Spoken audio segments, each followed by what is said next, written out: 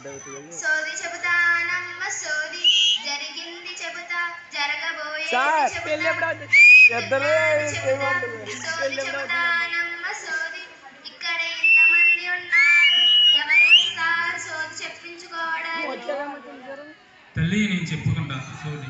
నువ్వు ఉన్నది ఉన్నట్టుగా చెప్తావని నమ్మకం ఏంటి? నేను ఉన్నది ఉన్నట్టుగానే చెబుతాను నాయన, నువ్వు అడుగు నాయన. అయితే నాకు పెళ్లి అవ్వలేదు.